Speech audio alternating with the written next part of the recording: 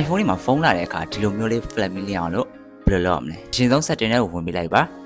ပြီးတော့ရင်တော့ accessibility တွေကိုဝင်လိုက်ပါပြီးတော့ရင်တော့အောက်ကိုနည်းနည်းဆွဲချပြီးတော့ audio and visual ဆိုတဲ့ထဲကိုဝင်လိုက်ပါ audio and visual ဆိုတဲ့ထဲကိုဝင်ပြီးတော့ရင်တော့အောက်ဆုံးကြီးဆွဲချပြီးတော့အောက်ဆုံးမှာရှိတဲ့ LED flat for alert ဆိုတဲ့ထဲကိုဝင်လိုက်ပါဝင်ပြီးတော့ရင်တော့ပေါ်ဆုံးမှာရှိတဲ့ LED flat for alert ဆိုတာကိုဖွင့်ပေးလိုက်ပါသူ့အောက်မှာရှိတဲ့ဒီနှစ်ခုကိုလည်းထပ်ပြီးတော့ဖွင့်ပေးလိုက်ပါဒါဆိုရင်တော့ကိုယ့်ရဲ့ဖုန်းလေးကတခြားလူဖုန်းခေါ်တဲ့အခါကိုယ့်ရဲ့ဖုန်းက silent မှုလုပ်ထားရင်တော့မှကိုယ့်ဖုန်းရဲ့ flat မီလီယာလင်းနေမှာဖြစ်တဲ့အတွက်ဖုန်းလာတာကိုလွယ်တကူသိနိုင်မှာဖြစ်ပါတယ်တကယ်လို့ကျွန်တော်အခုပြောပြတဲ့နီလာချင်းအတိုင်းလုပ်ပြီးရတော့မှကိုယ့်ရဲ့ဖုန်းလေးက flat မီလီယာဆိုရင်တော့ follow ကတစ်ချက်ပြီးတော့ရင် follow down ပြီးတော့ရင် power button ကို10 second လောက်ပေးထားပြီးတော့ကိုယ့်ရဲ့ဖုန်းလေးကို restart ပြန်ပြီးတော့လုပ်လိုက်ပါ restart ပြန်လုပ်ပြီးတော့ရင်တော့ power ပြန်ပြီးပွင့်လာမှာဖြစ်ပါတယ် power ပြန်ပွင့်လာရင်တော့တစ်ချက်ပြန်ပြီးတော့ဆန်းကြည့်လိုက်ပါ